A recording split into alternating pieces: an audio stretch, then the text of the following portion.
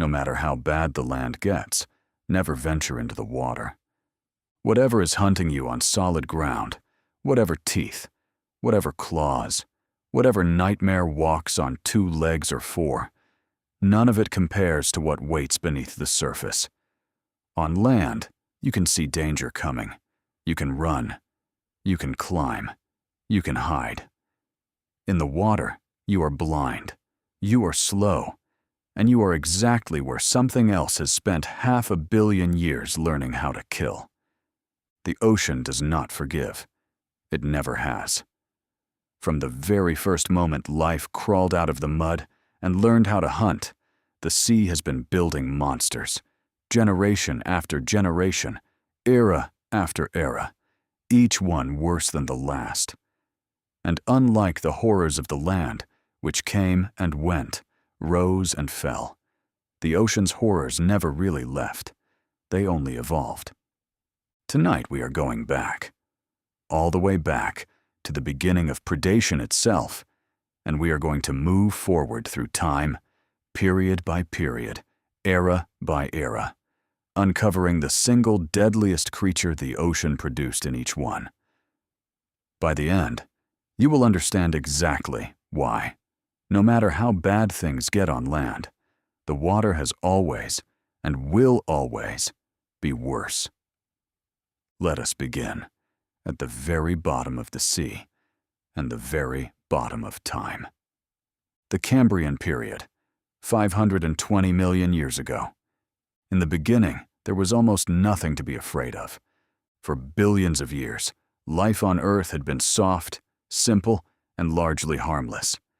Single-celled organisms drifted. Simple, boneless creatures crawled along the seafloor, filtering whatever the water gave them. There were no eyes. There were no jaws. There was no such thing, yet, as a predator. And then, in a geological instant, that changed forever.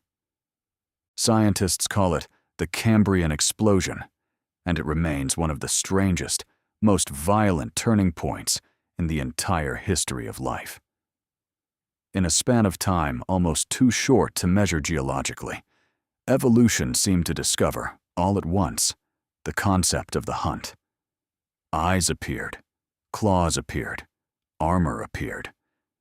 And somewhere in the murky, alien seas of this new world, something rose to the top of the food chain that the planet had never seen before. It was called Anomalocaris, and if you had been swimming in those ancient waters, it would have been the last thing you ever saw. Nearly a meter long, at a time when almost nothing on Earth grew larger than your finger, Anomalocaris was, by every definition, a giant. 2 enormous faceted eyes, thousands of individual lenses each, gave it a field of vision built for one purpose alone: finding you. A circular mouth lined with serrated plates could open and close like a nightmare iris, grinding through shell and flesh alike. And along its sides, 2 long, spiked, grasping limbs reached out from its head, built for exactly one function: seizing you and pulling you toward that mouth before you ever understood what had happened. It did not need to be fast. In a world where nothing had yet learned to flee, it did not need to be clever. It only needed to be first. Anomalocaris ruled these ancient seas for millions of years, the very first apex predator this planet had ever produced, a living blueprint for every horror that would follow it. And somewhere in the fossil record, scientists have found the evidence of its violence permanently preserved. Trilobites, armored and hard-shelled, bitten cleanly in half. Bite marks matching precisely the shape of that circular, grinding mouth. This was the beginning. The moment the ocean first learned how to hunt. It would never stop learning. The Ordovician period, 450 million years ago. Move forward now, 70 million years, into a sea that has grown larger, stranger, and considerably more dangerous. By the Ordovician period, life had spread across every corner of the ocean, and evolution, having discovered the concept of the predator, had begun refining it. Somewhere in these ancient waters, one creature grew larger than anything the planet had ever produced, larger than a car, larger, in some estimates, than a school bus. It was called Anomalocaris, and it looked, at first glance, almost peaceful. A long, straight, cone-shaped shell, tapering gently from a wide, gaping opening to a narrow point, drifting silently through the water. Do not let the shell fool you. Inside that shell lived something closer to a modern squid than anything resembling a snail, a soft-bodied predator with dozens of grasping tentacles extending from its opening, lined with hooks and suckers built for one purpose alone: holding you in place while it fed. Anomalocaris could grow longer than 6 meters, making it, quite possibly, the largest and most successful predator the ocean had ever produced up to that point. It did not chase. It did not need to. It simply drifted through the water, patient, enormous, and waited for something smaller, something slower, something unlucky enough to swim within reach of those tentacles. Trilobites, ancient fish, anything soft enough to grip and small enough to fit inside that gaping, waiting shell. Imagine, for a moment, swimming through these ancient waters and realizing, far too late, that the long, straight shape, drifting silently beside you, was never simply debris, that it had been watching you the entire time, that its tentacles were already reaching. By the time you understood what Anomalocaris truly was, you were already being pulled toward its mouth. The Silurian period, 425 million years ago. The ocean, by this point, had a new problem. It was beginning to run out of room. As life spread further across the shallow seas of the Silurian period, a new kind of predator emerged, one that would eventually grow bold enough to do something no creature had ever attempted before: leave the water entirely, if only for a moment, and hunt along the shoreline itself. They were called Eurypterids, sea scorpions, and some of them grew longer than a fully grown man. Picture an armored, segmented body, built like an ancient scorpion, crossed with something closer to a crustacean. Powerful, grasping claws extending from the front of its body, and a long, curved, segmented tail trailing behind it, and some species tipped with a genuine venomous stinger. Eurypterids hunted the shallow seas and tidal margins of their era with a combination of raw strength and ambush patience. Their claws, powerful enough to crush the shells of anything unfortunate enough to wander too close, could seize prey with terrifying speed for a creature that, on the surface, appeared almost slow, almost lumbering. But the true horror of the Eurypterid was not simply its size, or its claws, or its venom. It was the fact that some species could survive, briefly, out of the water entirely. Dragging themselves along muddy shorelines, hunting anything foolish enough to believe that leaving the sea meant leaving the danger behind. There was no safe shore in the Silurian world, only water that was slightly more dangerous, and water that was slightly less. The Devonian period, 370 million years ago. And now, we arrive at what many paleontologists consider the single most terrifying predator the ancient ocean ever produced. Its name was Deadliest, and if you have ever wondered what evolution looks like when it stops holding anything back, this is the answer. Growing longer than a city bus, encased head to shoulder in bone so thick it functioned as living armor, Deadliest did not need teeth. It had something worse. 2 long, bladed plates of solid bone running along the front of its jaw, constantly sharpening themselves against one another every time its mouth opened and closed, creating an edge capable of shearing through anything, including the armored shells of its own prey, including, quite likely, other Deadliest. Scientists studying its jaw mechanics have calculated a bite force among the most powerful ever measured in the entire history of vertebrate life, capable of exerting bone-crushing pressure in a fraction of a second, faster than nearly any other predator that has ever lived, before or since. It did not stalk. It did not need to. With that speed and that bite, Dunkleosteus simply had to get close enough, once, and whatever it targeted was already finished. Fossilized evidence tells the story clearly. Other Dunkleosteus, bitten cleanly in half. Ancient sharks, crushed and shredded, their remains found inside fossilized stomach contents. This was not simply an apex predator. This was, by every measurable standard, one of the most efficient killing machines the ocean has ever produced, at any point in its 400-million-year history. If you had found yourself in Devonian waters, there would have been no warning. No fin breaking the surface. No shadow passing beneath you. Only the water itself. And then, suddenly, nothing at all. The Permian period, 280 million years ago. By the Permian period, evolution had begun experimenting with something new, something almost impossible to look at without a genuine sense of dread. It was called Helicoprion, and to this day, scientists still argue over exactly how its most infamous feature actually worked. Imagine a shark-like predator, sleek and powerful, and then imagine, embedded directly into the front of its lower jaw, a spiral of teeth. Not rows of teeth, replaced one after another, the way modern sharks shed and regrow theirs.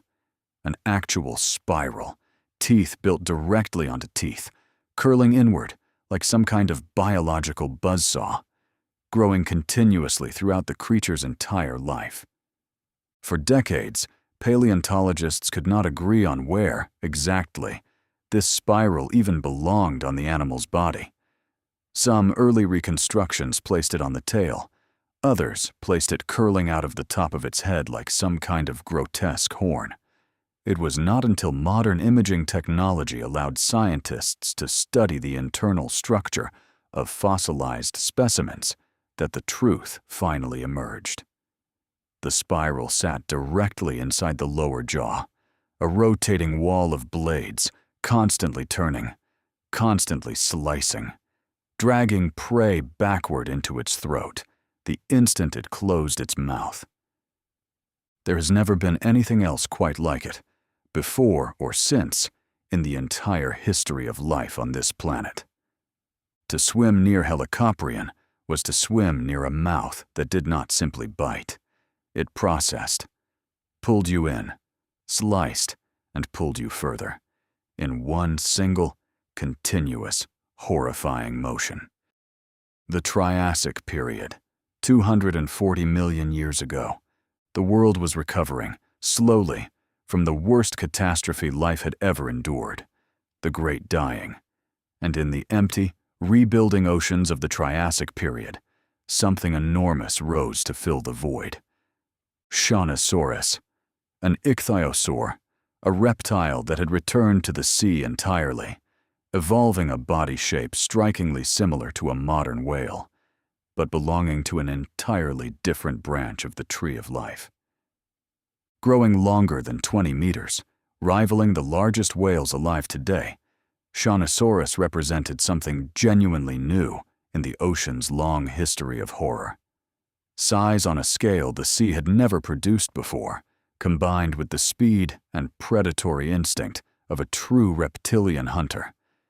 Its long, narrow snout was lined with teeth built for a very specific purpose, seizing large, fast-moving prey, likely including other marine reptiles, and dragging them beneath the surface, using sheer size and strength to simply overwhelm anything unfortunate enough to be caught in its path.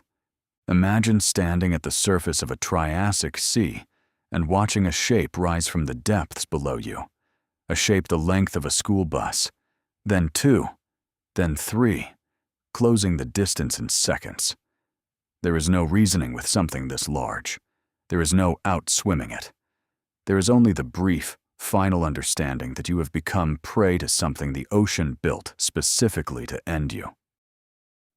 The Jurassic period, 155 million years ago.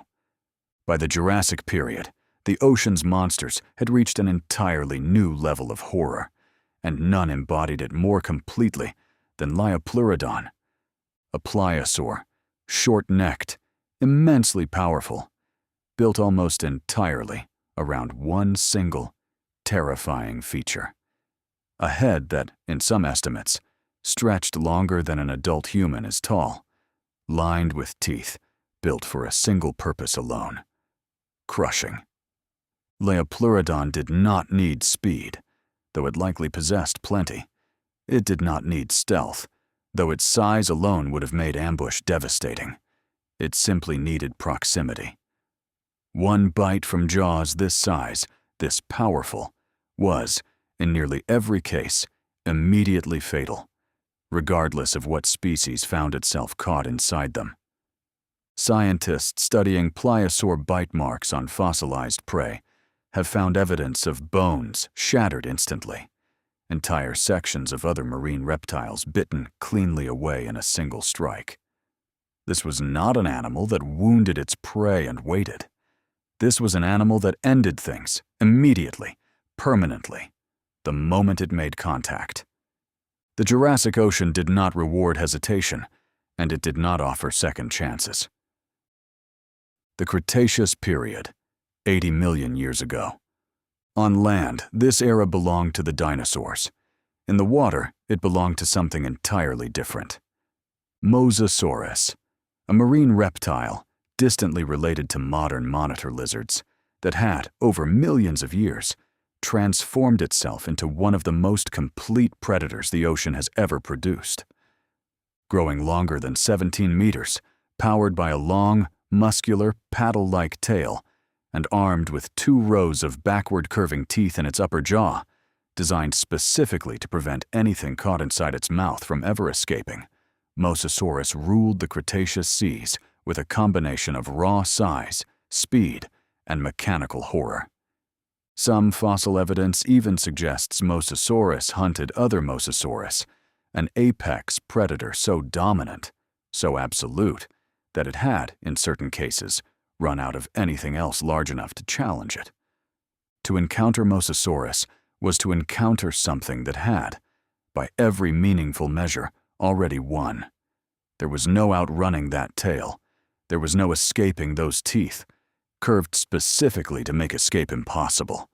There was only the brief, final moment of realizing exactly what had found you, and exactly how little that realization would ultimately matter. The Cenozoic era, 20 million years ago, and now, at last, we reach the final chapter of our journey. A predator so infamous, so thoroughly burned into modern imagination, that its name alone has become synonymous with the very concept of oceanic horror. Megalodon. Growing potentially longer than 18 meters, with a bite force estimated to be among the most powerful ever measured for any animal in the entire history of life on Earth, Megalodon represented the absolute peak of everything the ocean had spent hundreds of millions of years perfecting. Size, speed, bite force, sensory ability. Every single lesson evolution had learned since the days of Anomalocaris, refined, combined, and delivered inside a single 5-ton predator. Its teeth alone, some measuring over 7 inches long, serrated like a blade, were built to shatter bone, not simply pierce flesh. Fossil evidence suggests Megalodon regularly preyed on ancient whales, creatures already enormous by any modern standard, and did so with an efficiency that left deep, unmistakable bite marks permanently etched into fossilized bone. There was, quite simply, nothing in the ocean that Megalodon needed to fear. It did not hide from other predators. It did not need to. For millions of years, across nearly every ocean on the planet, Megalodon was, without meaningful competition, the single most dangerous animal that has ever lived. The pattern, Look back now, across all of it. Anomalocaris, learning to hunt in a world that had never known predation. Anomalocaris, waiting patiently inside its enormous shell. Deadliest, its jaws sharpening themselves with every single bite. Helicoprion, its spiral of teeth turning endlessly inside its own mouth. Mosasaurus, its curved teeth ensuring nothing it caught would ever escape. Megalodon, standing for millions of years, utterly unchallenged. Every single period in the history of this planet, across more than 500 million years, has produced something in the water more dangerous than anything found on land during that same era. Not occasionally, not by accident, every single time. The ocean is not simply large, it is patient. It has had 500 million years to perfect exactly what it means to hunt, and exactly what it means to be hunted, and it has never once stopped refining that lesson. So the next time you find yourself standing at the edge of the water, remember this. Whatever waits on land, whatever teeth, whatever claws, whatever nightmare walks on 2 legs or 4, it has only ever had a fraction of the time the ocean has had to prepare. No matter how bad the land gets, never venture into the water.